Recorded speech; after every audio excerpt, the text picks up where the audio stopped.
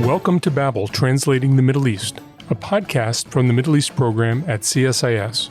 Here on Babel, we take you beyond the headlines to take a closer look at what's happening in the Middle East and why it matters. This week on Babel, I speak with Arwa Damon, a former CNN international correspondent and founder of the International Network for Aid, Relief, and Assistance, or INARA. She spoke with us from Gaza. Together, we discuss her 2 decades of work in war zones and the effects of war on the young children her charity supports. Then I continue the conversation with Martin Pimentel and Natasha to discuss the challenges of humanitarian work in war zones. To translate some of what's happening in the Middle East, this is Babel. Arwa Damon, welcome to Babel. Thank you for having me. How long have you been living in conflict zones and what drew you to them? I started in 2003, so it's been well over 20 years. And I wasn't necessarily drawn to conflict zones, but I definitely initially got into journalism post 9/11. I was in New York at the time and obviously lived the same horror and fear that the entire population went through. But then I also lived through and witnessed the dehumanization that happened very, very quickly, and it was absolutely terrifying. And I am Syrian American. I grew up in a very cross-cultural household. I always like to say our breakfast being both Lebanon, za'atar, and blueberry pancakes. And I felt as if I needed to go into journalism to try to explain people to each other. And I ended up in Iraq, and I basically almost never left covering conflict or humanitarian crises or just people. What's similar between all these different conflict zones, and what do you find is really different? The dynamics of the wars themselves are always very different. The mechanics of the war are always very different. But there are these core similarities that transcend, the borders and the regions from Afghanistan to Iraq to Sudan to you name it. And that is the way that war and violence and loss and pain scars a person, scars a child. And then we go back to the difference again is what can we actually do about it? But the pain is something that I've witnessed over and over and over again. Your charity, INARA, has a real emphasis on mental health and psychosocial support.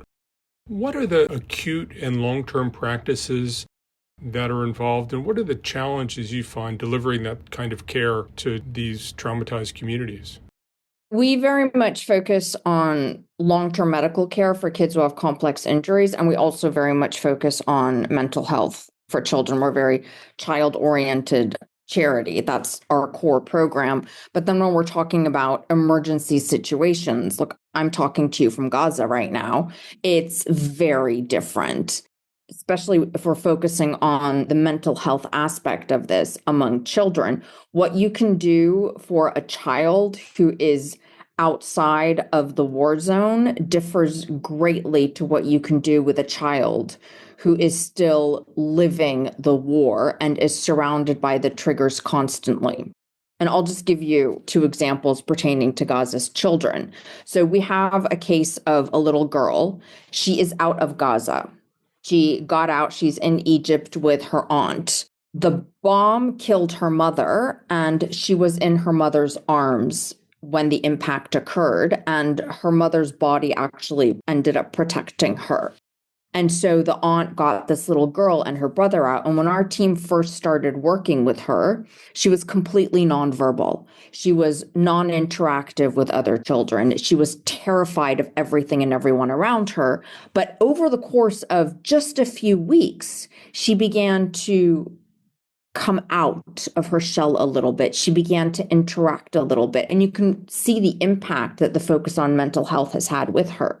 If we look at the example of children who are inside Gaza, the triggers are still all around them. They're happening daily. And it's not just the bombs or the drone that's constantly buzzing or the sounds of war. It's also the triggers of loss, because the loss defines their existence every single day. Loss of home, loss of security, loss of food, loss of water, loss of parents as a source of protective stability. And so when we're talking about what we can do with children in that context, it's actually very superficial, and it has to stay very superficial. It mostly centers around distraction and trying to give them very basic tools to be able to cope with panic and fear. And the reason why you can't go deeper is because you can't open a child's wounds when the triggers are so constant, and you can't be there to help them cope with that at that specific point in time.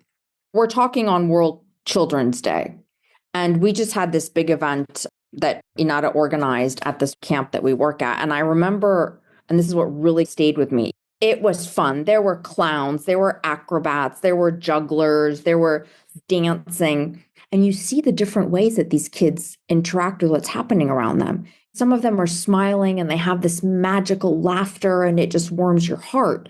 And some of them have this far away look in their eyes, as if they're trapped in this nightmarish cage of the trauma and the demons of everything that they've gone through. You've been in a lot of conflict situations. Is Gaza qualitatively different from other places you've seen this kind of suffering?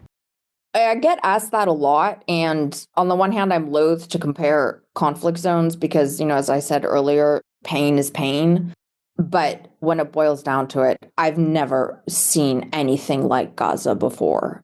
I don't think anyone of my generation has, because it's not just about the intensity of what's happening here. It's also about the absurdity of the fact that so many humanitarians, myself included, and organizations are here, but we can't deliver to the people.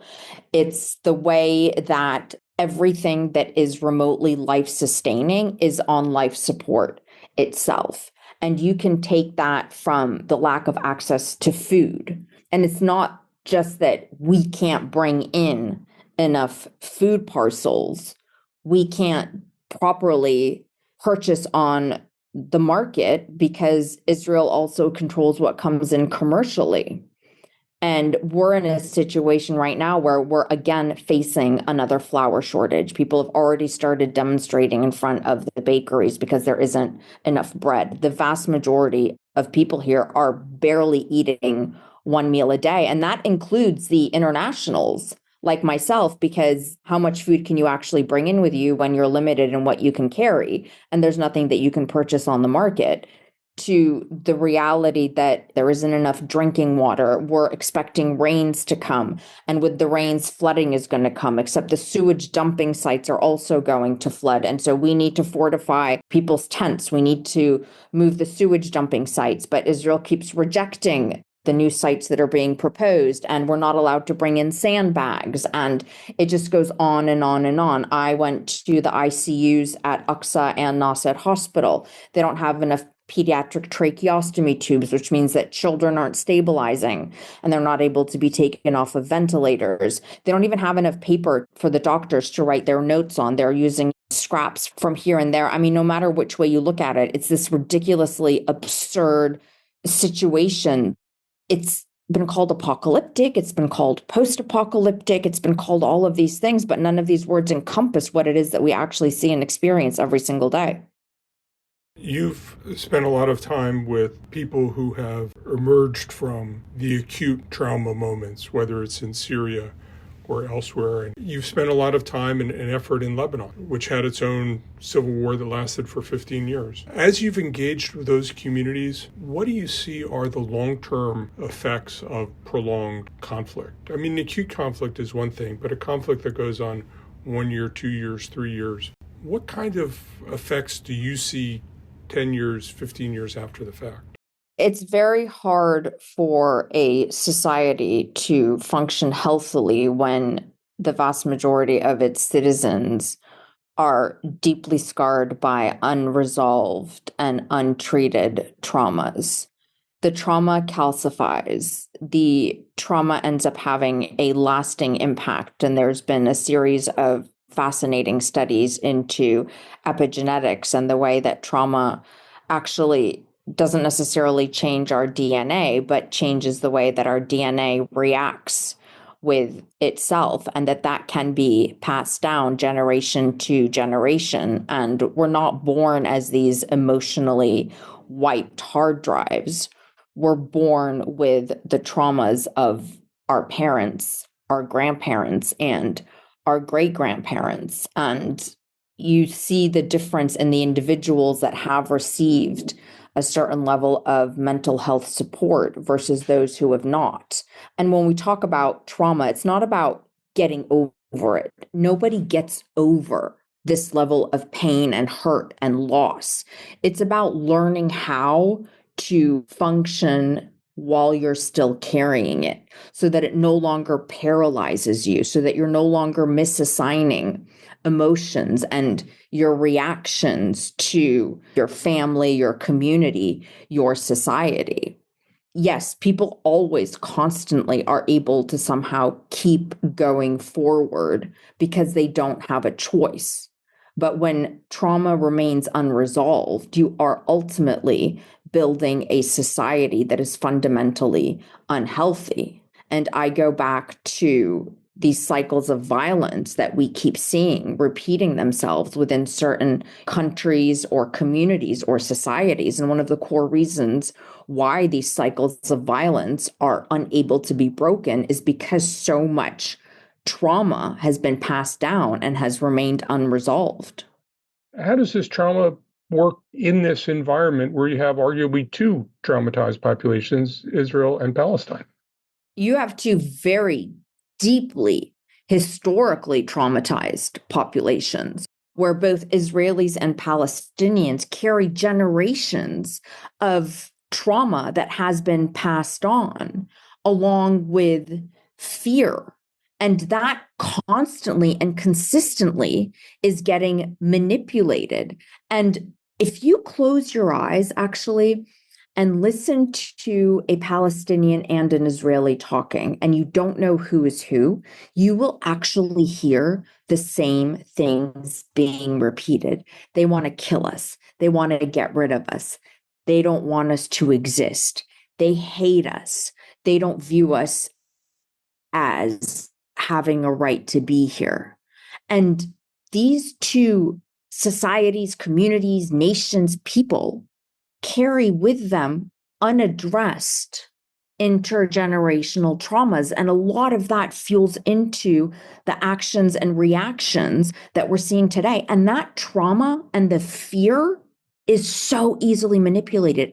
And we're seeing it manipulated by all sides. We're basically all just being played.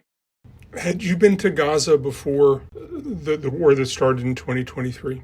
Yes, I had been to Gaza before in my capacity as a CNN correspondent on a number of occasions before, but always when something was going on, always when there was some sort of bombing that was happening. But you got a sense for the accumulated trauma in Gaza, and now you have a sense for how it's just the different scale of magnitude, different scale of impact. Oh, absolutely. I mean, you saw trauma in Gaza before, and even prior to October 7th, I think it was Save the Children that put out a report that said that somewhere around roughly 85% of children in Gaza were experiencing anxiety and depression. What you see now in Gaza is the complete and total evisceration of a person's soul. The light in people's eyes, that energy that we all emit, it's gone. It feels gone. And it doesn't matter if it's a child or an adult. And you feel as if their eyes are completely deadened. And it is one of the most heartbreaking things to witness. And I remember there was one mother I spoke to. She had come up to me hearing that we work in mental health for children. And she was telling me about her little boy who was about 6 years old. And when the bomb went off, his sister, who was right next to him, she was decapitated by the force of the explosion. And since that moment, her little boy has not been the same. And every night he goes into near hysterics and he's rocking back and forth and shrieking. And she feels as if he's on the verge of going into convulsions or a meltdown. And she was saying all of this to me in a very monotone tone of voice. And I must have looked rather startled because she then said, "Yes, I know, but my other children need me." And in that moment, I realized that she had also seen this. She had also seen her daughter's head being blown off. But she could not even allow that emotion to come up as she's retelling the story. She could not even allow her voice to crack, because if she cracked in the slightest, she would just break open completely and would not be able to put herself back together again. And so when you're out on the street here, you realize that people have had to shove down so much just to be able to survive. You've spent a lot of time in the Arab world, and you know that psychology and psychiatry are considered shameful in many places. There's not a lot of resources. What kinds of resources have there been for Gazans? What kinds of resources are there now? It strikes me from what you're saying that the order of magnitude of the need is absolutely profound, but it also must be affecting a society where the number of people who can provide that service are very, very few and far between. That's part of the challenge, is obviously all of Gaza's mental health professionals need support as well. Every single person here needs support.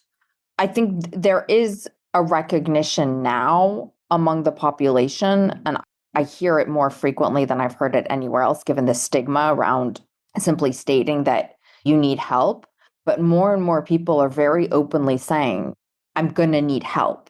My kids are going to need help. And we are beginning to see a slight shift in the attitude towards the need for psychological support. But it's not where it needs to be. And there is still a lot of stigma and shame that is attached to it. And the other dynamic, specifically when we're talking about Gaza and Palestine, was something that I hadn't quite realized up until I was speaking to one of our young volunteers in Egypt. So she's from Gaza. She's in her early 20s, and she's a medical student. And she managed to get out before the Rafah border crossed. And she had this hushed conversation with me, and she was trying to ask me about how I had coped over the years with everything that I had seen and witnessed. And then she said, I know I need help and I want to get help, but if I get help, that means that I'm not strong enough. It means that I haven't been able to stand steadfast against what is being done to us, because that is a huge center of Palestinian identity, this idea of no matter what Israel and the world do to us, we will not break. And in her mind, reaching out and seeking professional help meant that she had broken and that she had failed. One of the things Palestinians are doing, and you've seen this evolve from your time in journalism, is that the role of citizen journalism has really taken off. That people are recording things. Sometimes when I'm watching Arab television, it feels like it's a lot of it's just curated clips. And whenever I see emergency response moments, you can always see people in the frame who are filming it for submission. So you started doing journalism in conflict areas 20 years ago. How have you seen the citizen journalism piece evolving, and to what impact? I think we really saw it jump to the fore in Syria. Back then, it was YouTube, and we actually called Syria the YouTube war. And then obviously, platforms like TikTok and Instagram grew exponentially since then. And what we've seen with Gaza specifically is, for the first time, because of these social media platforms, Gazans have had and still have agency over how their story is being told. It's the first time that they've really been able to tell the world, this is our story, and this is how we see what's happening to us through our eyes, versus, especially for a Western audience, it always being through the lens of the Western media, which at times can sanitize the horrors of war out of concerns for viewer sensitivities and whatnot. And I think it has made a massive impact on people's perspectives and understanding of what it really means to be Palestinian, but more specifically, what it really means to live in a place like Gaza. One of the reasons you said you left television journalism is because you wanted to tell these stories in a different way and have more impact. Certainly one of the challenges is audiences can just become numb when they've seen so many of these. As a former journalist, as somebody who lives with this, how do you get around that challenge of people just saying, oh, I can't feel anymore? Yeah, it's one of the hardest parts. And I think I've always tried to, throughout the course of my career at CNN, look for what I call points of relatability. Because even though people might at some point turn away from the horrible images of the bombings and the aftermath and the injuries and the blood, there are always these points of relatability. And I remember going into Syria, into Idlib province, and the bombs were falling down. And we had done that story over and over and over again. And we always tried to look for something a little bit different. And on this particular trip, people were fleeing. And we caught that moment as they were fleeing from their towns and villages. And they were exhausted and they had walked all night. And the kids were just freezing cold and hungry and thirsty. And then it dawned on us, these kids should be crying.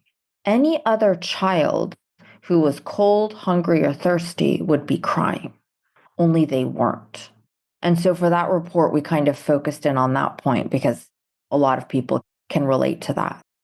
And one of the reasons that I left CNN was to work on this documentary that actually, hopefully, does just that. It sort of frames the story of war and what it means to survive war against this epic adventure backdrop of four young strangers coming together to go on a week-long expedition to get to the summit of Mount Kilimanjaro. One's in a wheelchair, and they're from Syria, Ukraine, and Afghanistan. And then as they're going up the mountain, which obviously a mountain like that will push you to the limit and beyond of your physical and psychological boundaries, they are forced to address their past experiences and their past traumas. And so that is perhaps a way of reaching a broader audience, but at the same time, hopefully showing them a side of what war does that will surprise them.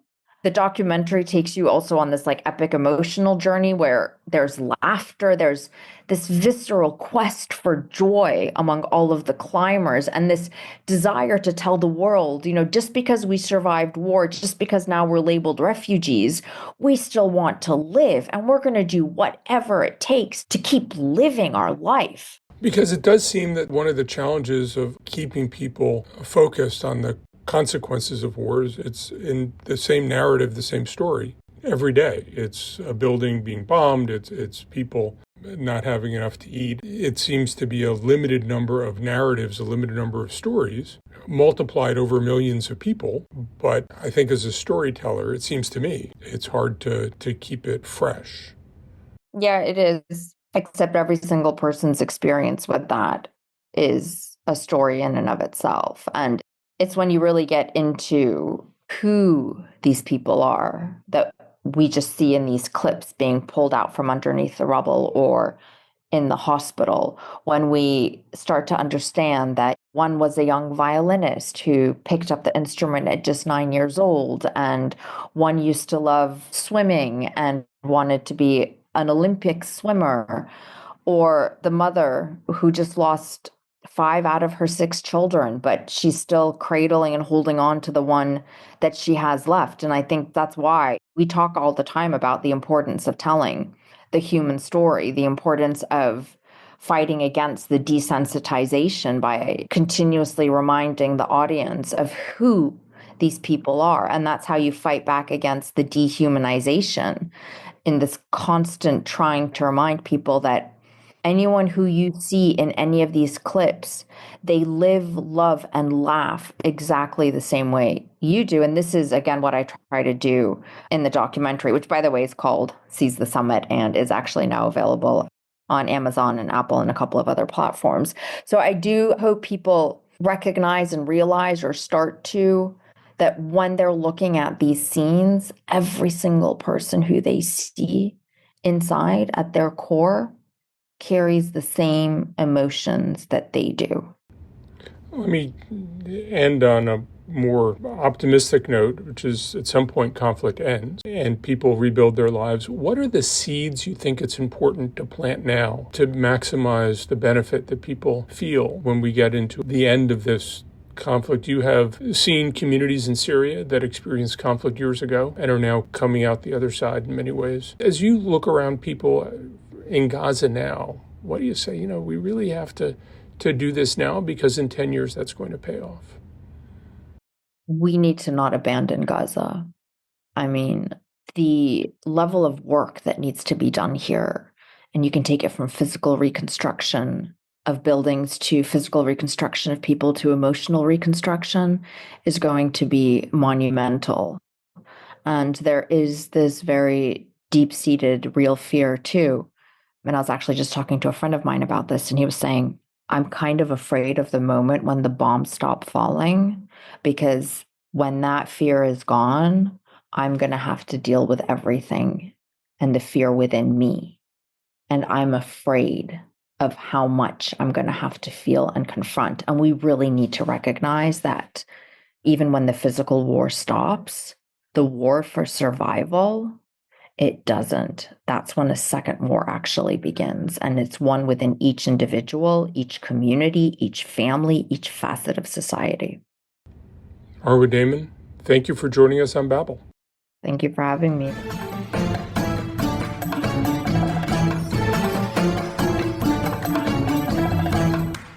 The scale and persistence of modern conflicts has stretched the humanitarian community like never before. What do humanitarian actors need to start doing differently to respond to these new challenges?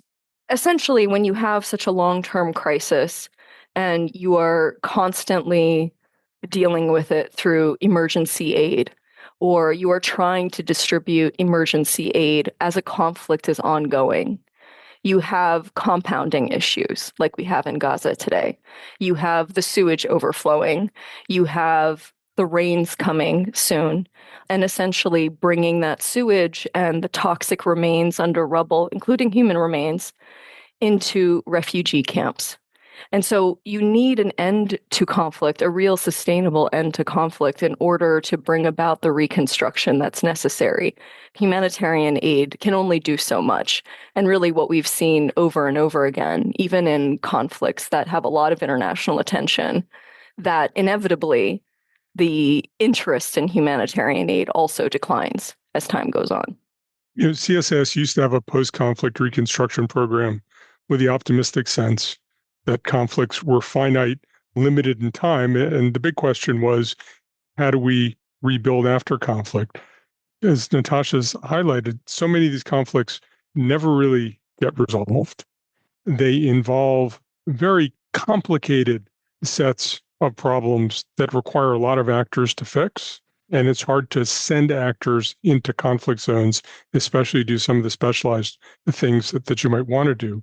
It seems to me that one of the challenges we have is we assume that these are all things we can treat with Band-Aids, but they're really things that we have to think about the systemic health of a place and the willingness of the international community to do that. When there are so many going on, when people feel preoccupied by other things, it seems to me is diminishing rather than growing. And I think just to add to that point, I'm afraid that humanitarian aid has kind of just become a crutch for the inability to really bring these conflicts to an end. And so it sort of makes us feel better that we're doing something, that we're containing a crisis. But the reality, as Jon alluded to, is that it's a Band-Aid for an amputation. Syria is emblematic of many of these challenges. How did the humanitarian needs in Syria change as the conflict became more protracted? And what might this tell us about what to expect in Gaza? It seems to me that as there's less fighting, you have more concentrated populations, for instance, in the Northwest, in the Northeast, areas beyond control of the Syrian government, and you can get food in there. Increasingly, the food is coming through Syrian lines, which the Syrian government can either funnel off from or control. But there's a stability, and in some ways, an awkward stability that can last longer than anybody anticipated, maybe longer than anybody wants. What I think is really different about Gaza, as Arwa Damon was talking about, is there really is this period of active hostilities and there's no horizon. And to do everything to live in an environment where you don't know how long this is going on for, and every day seems intolerable, but you don't seem any closer to the end, I think is a different kind of problem. It feels to me almost like Syria has settled into a difficult but arguably sustainable status quo.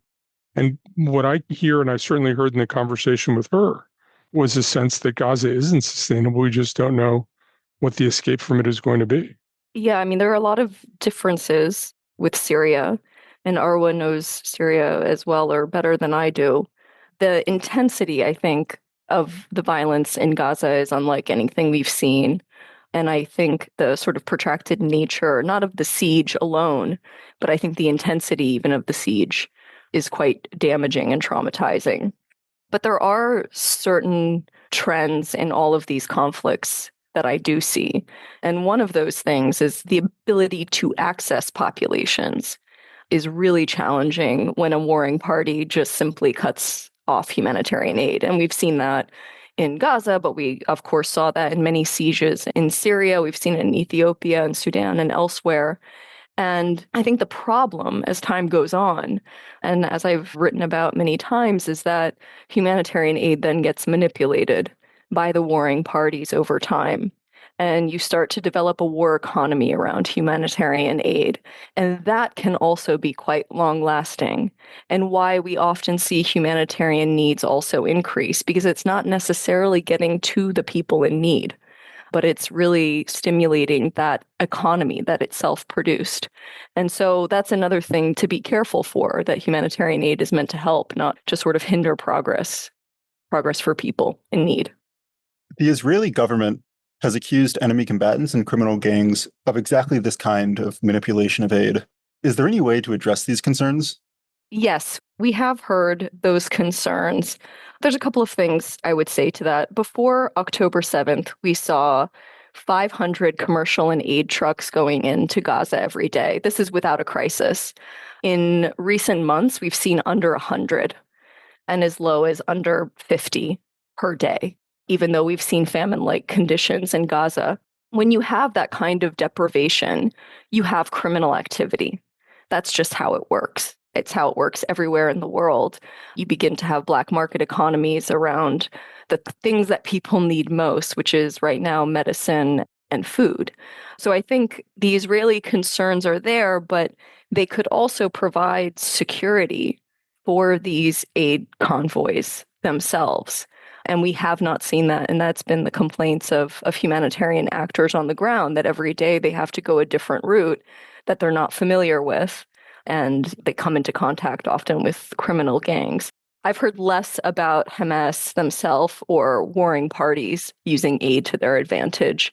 But I mean, just to give you an example, the Secretary of Defense, Lloyd Austin, and Antony Blinken, just a month ago, issued a letter to the Israeli government saying they wanted to see 350 trucks at least going into Gaza. We saw a small increase in aid, not anywhere close to 350 trucks, and a lot of disappointment from the US administration, but not a lot of tangible action for Israel to increase. And so now we're seeing it at its lowest point ever. And it's quite difficult, I think, for humanitarian actors to work in this space when there are something like over 50 evacuation orders in effect, which cover about 80 to 90% of Gaza. So it's really difficult to even know where to distribute the aid. It's difficult for civilians to know where to go to get it. So I think that there's a lot of things that can be done to remedy the situation, but it's really difficult when there's so little going in. I do hear that there are efforts by Hamas to use the aid distribution to its own advantage, that Hamas certainly co-locates in civilian areas and benefits when Israel attacks civilian areas because then the headline that the world sees is the civilian deaths, the lack of distribution of materials. I think Israel is ambivalent about sending aid into Gaza, partly because of a sense that you're supporting people who are fighting Israel, and why are we giving support to the enemy? Partly because of the sense that Hamas often tries to seize control of shipments and distribution and use the aid to strengthen Hamas when Israel is trying to weaken Hamas. I think Israel is also sort of ambivalent about the rise of these criminal gangs, partly because they could arguably be a counterforce to Hamas, and partly because they say, well, we put it in. It's not our responsibility. Let these people take care of it themselves. And to me, the whole thing just underlines the really fundamental challenge, and I would argue the mistake that Israel's making, that there is not a military solution to this. There's a political solution. There's a governance solution. There's a solution where something fills the vacuum that the destruction of Hamas creates. And to do that, people need to have a sense of security. Hamas certainly benefits from a sense of no security, and Hamas provides security, as militias do all over the world. And it feels to me like there's a part of the Israeli strategy that's missing, which ends up prolonging the endurance of Hamas through the suffering in Gaza, rather than finding a way to alleviate the suffering, relieving the attraction that Hamas has for vulnerable people, and moving on to a different part of this conflict, and hopefully one that's leading much more toward resolution.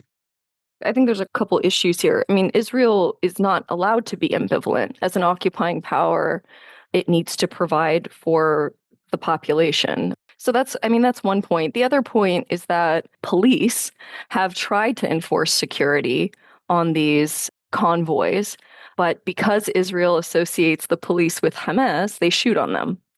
And so, I mean, again, this just sort of expands on your point, the military solution part of this, and how it's kind of lacking in overall strategy, right? Because I think to Arwa's points, the trauma that's being created here will have very long-lasting consequences, not just for, I think, Palestinians, but I think for Israelis and Americans and the world more broadly. And of course, as she also pointed out, the trauma is on both sides here, and there's the special tragedy that traumatized populations continue to traumatize each other, preventing either of them from emerging from the trauma that they've been enduring for years. Right. The old adage that hurt people hurt people. Jon, Natasha, thank you for joining me. Thank you, Marty. Thanks, Marty. Thanks for listening to Babel. If you enjoyed this episode, please subscribe to the podcast on iTunes or Spotify or wherever you listen to podcasts. You can find more analysis on this topic linked in the show notes on the CSIS website, and you can find us on Twitter at CSIS Mideast.